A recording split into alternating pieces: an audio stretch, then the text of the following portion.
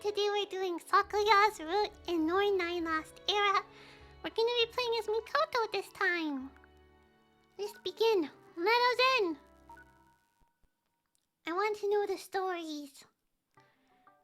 Sakuya never woke up later than me. Each day I woke to him bidding me a good morning with a gentle smile on his face. Whenever I asked him about what time he got up, he always gave me the same dubious answer, 5 minutes before you. Our room was windowless and silent, so even when morning came, there was no early sunlight or a bird song to hail its arrival. That sounds a little strange, doesn't it? I don't know what it would be like living in a place like that. I'd lose track of time so much. I found it difficult to believe he could establish such a consistent schedule with no alarm, but his smile would brook no further questions from me. Embarrassed, all I could do to save face in my defeat was utter so ridiculous. My childhood friend of 10 years had become my romantic partner. Having never experienced this sort of relationship before, I had no idea what topics of conversation or unspoken rules existed between lovers. I mean, does any of us know? Even so. Good morning, Mikoto. I brewed some tea. Would you like a cup to help you wake up? I left your new clothes over there. Go wash your face and get changed. Oh, your hair's tangled. Come let me comb it out for you. Even I realized that the way he looked after me was less like a romantic partner, more like a servant. Dang, I don't know if I go that far. Well, I haven't seen too much of the story yet. But I think, ooh, that's... Oh, that doesn't sound good. It doesn't sound right. It more just sounds like he's just being nice, but... I don't know, maybe if I see more, I'll see what she means. You know, Saki, I say this every morning, but I can wake up and get ready by myself. There is no need for you to step in. I know, but what's the harm in doing it for you? Sakuya gave me his customary smile, the one that would never let me press the matter any further. Though I flinched, I still held my ground. That is not the issue here. You realize that your actions are basically those of a servant. I feel like servant is a bit too far. Like, is that just me? I feel like that's a lot. I think though I think it's normal to want to do something nice for the person you love. Yeah, I kind of see where he's coming from. Kakuro, Akito, and I are very much alike. We are doting types. That is the sort of thing you three normally discuss. This is the boy talk. In the back room when the boys are chatting, this is what they talk about. Akito was reluctant to admit it himself, but I suppose the similarity is maybe why we all get along so well. After completing our trip on the Norn, we stayed on an island where the world's headquarters was located. Oh, the place looked a mess. In order to eliminate the root cause of conflicts occurring all over the world, we had decided to perform the reset, returning civilization to its initial stages. As a result, weapons disappeared from the world, and gone with them was the hatred and people's memories that had sparked such strife. Even now, the people remained asleep. Soon, they would all awaken and the curtains would rise in a new age. Until then, we Espers were to remain here on the island, even though our roles were over and our powers were no more. That's so strange that, like, they can just turn the world off, make everybody fall asleep, wake up again, poof! There goes memories, weapons, everything. Our temporary residence was a room we had borrowed in a laboratory. It belonged to the scientists who ran the world and performed maintenance on Ion. There were only a few rooms left, so Sakuya and I were staying in here together. And it has been like this ever since, but Sakuya constantly doting on me. I accepted it in the beginning, but I never dreamed it would last this long. She thought it was just, what do they call it? Like the honeymoon phase or something? Is that what she was thinking? I felt more like I had gained a servant than a romantic partner. Dang! I hope you'll allow me this much, since these are things I could never do for you before. If you're talking about things you could never do before, there are other options you could pick other than constantly doting on me. Something else, such as... well... Sakuya's eyes had a strange color to them. From a distance they appeared a simple, dim brown, but up close they were a deep reddish copper. How many people in the world had noticed their exact hue, I wondered. Secretly, I hoped I was the only one. This was despite the fact that when I gazed into them, I felt startled, as if he had seized my heart in a vice grip. What else, for instance, would you have me do? I choked tight, making it difficult to breathe. Rather than doting on me, you could do something more. More what? More like what a romantic partner would do. That was what I wanted to say, but the words stuck in my throat. Like, I don't know if that would hurt him or not, because I feel like servant is such a... I don't know how to put it. It's such a big word. And she's putting so much emphasis on it, too.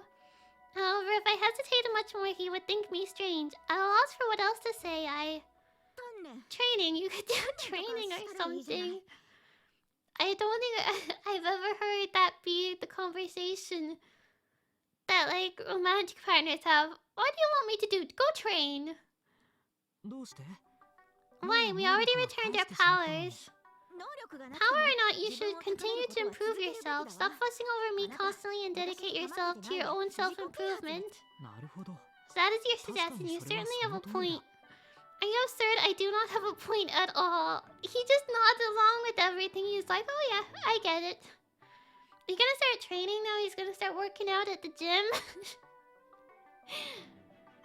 Inwardly, I berated myself for my response. Go train. I'm basically telling him that he is not good enough the way he is. It is so incredibly rude. Like I am pretending I have no room to improve myself. And she puts it like that. Yeah, that sounds pretty... That was not at all what I wanted to say to him. What did I really want from him then? Had he not been peering intensely at me, could I have answered him honestly? No, there was no way I could have. For years, Sakuya had always been my greatest supporter. He respected me and was always on my side. That had not changed even as we developed feelings for each other and began dating. He was my childhood friend and my lover, my greatest supporter and an unwavering ally. Sakuya carried a number of titles now, but no matter the situation, he never forsook any of them. I thought some things might begin to fall apart once we started dating, but nothing has. We exchanged I love yous numerous times and held hands, but kisses were relegated to a peck on the back of the hand. Sakuya closed the distance between us as if we were climbing a glass staircase, cautious step by cautious step. While I do think training is a fine idea, I would prefer not to reduce the amount of time I spend with you. I want to keep myself in shape as much as possible too, so I will be happy to train with you whenever. She's really doubling down on it, even after admitting to herself she had no point. Sakuya smiled and said, "Good, I'm glad." Was this really the right choice for him? Was he not fed up with being forced to keep a pace with someone like me who was so inexperienced with relationships? I mean, everyone starts somewhere, I guess. I wonder how Sakuya would have reacted if I had answered him honestly a moment ago. If I had told him I wanted us to be more like a couple, would he have been happy to hear that? Maybe it would have surprised him. If I knew that was how he'd react, maybe I could swallow my embarrassment and be honest with him. The possibility that he might not respond positively was what held me back. Ah, that makes sense. He might think I am vulgar instead. Vulgar? That's a big word too. She uses a lot of big words. Well, how old are you two? Are you 5-year-olds or something? Itsuki gave me a mocking look as he stared down his nose at me. Oh, shush, would you? There is nothing wrong with us, really. Oh no, there's definitely something wrong. I mean, if you take vulgar out of the equation, then what is left between men and women? Nothing. I don't think so. I think vulgar's not usually in the equation in the first place.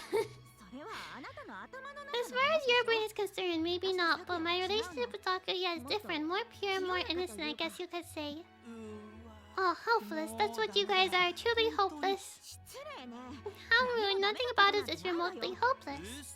Right. The reason you're sighing this early in the day is because you are anxious, and that's why you came to me about Saku. Yes, well that is because you kept pestering me with questions. You've got some nerve. It was serious day that you wanted me to ask, but now that I think about it, I've got no right to butt into your relationship with him anyhow. When it comes to love and relationships, I've got a bad habit of sticking my nose in. Oh, enough is enough, really. Sometimes I hate the way I am. For some reason, Itsuki cradles his head in his hands. I did not expect such an exaggerated response from him when we had only talked briefly. He's having a breakdown. Sakuya and I were sleeping separately, and I found it a bit lonely, so I decided to grumble to Itsuki about it a little, that was all. But I do sense that he is genuinely concerned about us. It is partly thanks to Itsuki that we were able to escape our confrontation with Natsuhiko with our lives. Ron was actually on Natsuhiko's side, and after we managed to defeat Natsuhiko, he was the next to stand before us. If Ron had turned his gun on us, we surely would not have been able to survive the encounter, but he had not. That was because Itsuki had made a deal with Ron beforehand. He had given Ron his dream-walking powers in exchange for Ron's withdrawal. Of course, that was not the only reason. There was more to it, such as Koharu using her flames to swallow up Ron's weapon. The fact still remains, however, that Itsuki put his own life in danger trying to protect everyone. He might be a jokester most of the time, but he's a good person at heart. I could not possibly belittle someone like that. You do not have the right. Please spare me. You are always antagonizing me, Sakuya. You did sacrifice a lot for them, though, from the sounds of it. I do not see how us being together changes anything in that regard. Itsuki pulled a face and scratched his head. I guess you're saying that it's proof you trust me, huh? It is not as though I do not trust you. She's in the middle ground. So which is it then? You trust me or you no? If I did not trust you, we would not be having this conversation. Sakuya is nice, arguably too nice. He's always accommodating me, that is why I can be so at ease, but... I also feel anxious, wondering if things are fine the way they are. I wonder if there is something more I should be doing than just letting him pamper me the way he is. Pamper each other! You can do it too! Even the ground! Since you've expressed such trust in me, allow me to be candid with you, Miss Innocence. It's cute, but there's a limit to it, you know. I'll bet you anything that Saku's overextending himself. I hung my head the moment he made that declaration. I had anticipated that answer, but it stung far worse than I thought it would. It's been a while since you guys started staying in the same room. It's crazy he's still sleeping on the couch like that. I feel bad for him. Wait, he's sleeping on the couch? That's not comfortable. Between a normal guy and girl, keeping your hands to yourselves mean you're walking on eggshells. How do you think babies are born? How does that come into the equation? They just started dating. From gabbing, no, right? That's not even part of the conversation, you know it. Suddenly the nearby bushes rustled. I tried glancing in that direction to see someone was there, but Itsuki threw up his arms in an ominous manner, blocking my view. That was the whole point of our conversation. Your face is all red. How cute. If you'd like, I'd be happy to act as your mentor and teach you all the ins and outs of... I heard there were limbs due for disposal. I assumed they must be here. I feel like the murders and tint he gets when, like, anyone, like, hits on her. You know? I think he did that on purpose, though, to annoy him. Sorry, it was just a joke. Spare me. I was only joking as well. That laugh scared me. As well. So what will it be? Shall I start with a hand or a foot? You're totally not joking. Your eyes are super serious. Like, he seems so chill most of the time, but just anytime someone goes near her, he's like, I will kill. So what were the two of you talking about? I couldn't tell him the truth, of course, that we were discussing how he and I were sleeping separately. As I hesitated over how best to answer, Itsuki quickly stepped in on my behalf. Oh no. She was gushing to me all about your love life. Oh, he covered, nice. She was? Well, she wasn't exactly doing that, but... Yep, sure was. Pretty cruel thing to do to a single guy like me. Really wish people would stop doing it.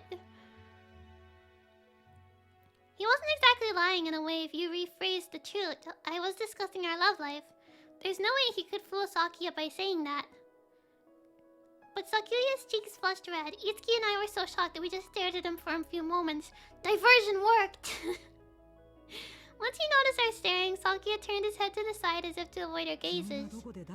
You are free to discuss whatever with whomever, but could you be more discerning about said person? It is especially dangerous in a deserted forest like this. Don't talk about me like I'm some kind of pervert. I mean... are you not?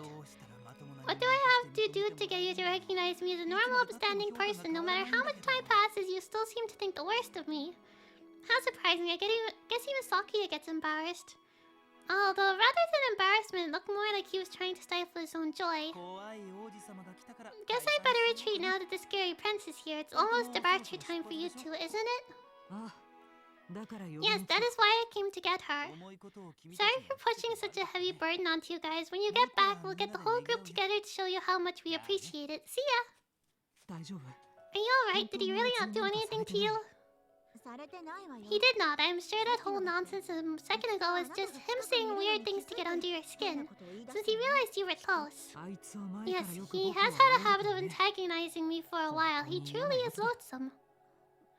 Is it time already? Yes, they said a small aircraft has already been prepared for us. Let's go. Sakuya and I looked at one another. Shadow of anxiety clouded his eyes. I could only guess that mine looked the same. Today we would be pulling open the curtain to usher in a new era, leaving the previous period of conflict behind. The hour is at hand. The two espers are already aboard the ship. We will now depart. We donned our uniforms once more. Apparently we could not enter our destination without wearing them. Because this is our final duty as espers, right? Strangely, boarding the ship brought back the same feelings I had experienced in the past when we first began our voyage on the Norn at the world's behest. Back then I was certain when we arrived at the location, I would be entrusted with a great cause. I had complete faith in the world of my own powers. And the way things ended up exactly as I had anticipated, though, was far different from what I had imagined. A woman named Nijou was also aboard the aircraft. She was the youngest of the scientists I had met on the island and the only woman. She must be lonely. I will end things off here. I think they're about to do the reset. So I guess we leave that as cliffhanger.